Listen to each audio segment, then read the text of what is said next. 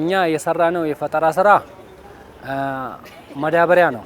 ማዳበሪያ ዩሪያና ዳፕ ተብሎ ከውጭ የሚመጣውን ማዳበሪያ በቀላሉ የሚተካ ከናቹራል ወይ ከተፈጥሮ በአካባቢያችን ቆሻሻ ተብሎ ከመጣሉ ከነኛ ማዳበሪያ የሚያመርት ማሽን ነው። ማሽኑን ለመስራት ያነሳሳን ትልቁ ነገር እንደሚታወቀው የገጠር አርሶ አደራችን በጣም ይቸገራል።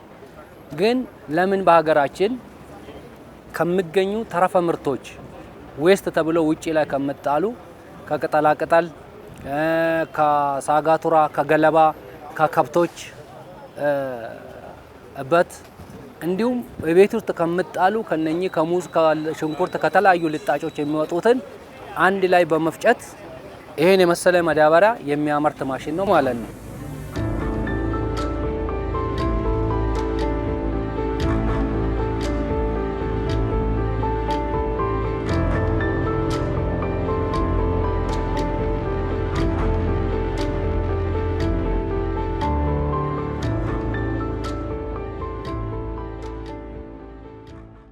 ዘን የቀረብነው የፈጠራ ስራ የቡና ፕሮሰሲንግ ማሽን ነው። ምንድነው የሚያደርገው? ቡና ይቆላል፣ ያቀዘቅዛል፣ ከዛ በኋላ ይፈጫል። ከፈጨ በኋላ ደግሞ ፓክ ያደርጋል ማለት ያሽጋልና ይሄንን ስራ ደግሞ ስንሰራ 3 ሆነን የሰራነው። ስራው ትልቅ ነው፣ እስከ ፓኬጂንግ ድረስ ነው።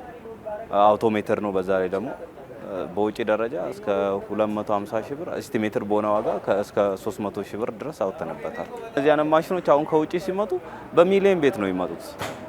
እስከ 5 ሚሊዮን እስከ 6 ሚሊዮን ድረስ ሊመጡ ይችላሉ። እኛ ደግሞ ስንሸጥ እስከ 450 ሺህ ብር ድረስ እንሸጣለን።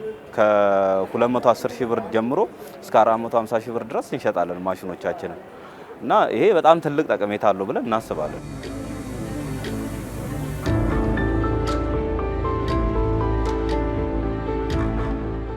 ህብረተሰባችን ይጠቅማል። አሁን እዚህ ጋር እንደምታዩ ኤሌክትሪክ አለው አይደለም የምሰራው። ገጠር ቆላ አካባቢ ላሉ ሰዎች በእስክሩ እንዲህ በየያዞሩ በእስክሩ ብቻ እየሰሩ 4-5 ሰው ሆኖ ማሽኑ ኦፍ ኮርስ ቀላል ነው። 495 ሺህ ምናምን ብር ነው። ለአራት ሰው መግዛት ይችላሉ 100 ሺህ ብር አዋጥተው ማለት ነው። ስለዚህ በእጅ በእስክሩ እየሰሩ ይሄን ማዳበሪያ ማምረት ይችላሉ ማለት ነው። ገጠር መብራትና መኪና የማይደርስበት ቦታ ወስዶ ይህ የተፈጥሮ ማዳበሪያን በመጠቀም የተሻለ ምርትን ማግኘት ይችላሉ። ፓኬጂንግ ሲስተም ሙሉን ፓኬጂንግ ሲስተም የምንለው ይሄኛው ከዚህ ጀምሮ በሳክሽን ሜትር ወስዶ እዚህ ጋር የሚያሽገውን ነገር ጨምረንበታል። ከእንደገና ደግሞ ይሄኛው በሰው እጅ ሳይሆን አውቶሜትድ ሆኖ ከሰው ንክኪ ውጭ ሆኖ የሚሰራ አድርገናል። ይሄን ነገር ነው የጨመርነው ከዚህ በፊት ካለ። አሁን ይሄኛው ለማሳየት ነው ያመጣነው፣ አውቶሜትድ አድርገን ያመጣነው።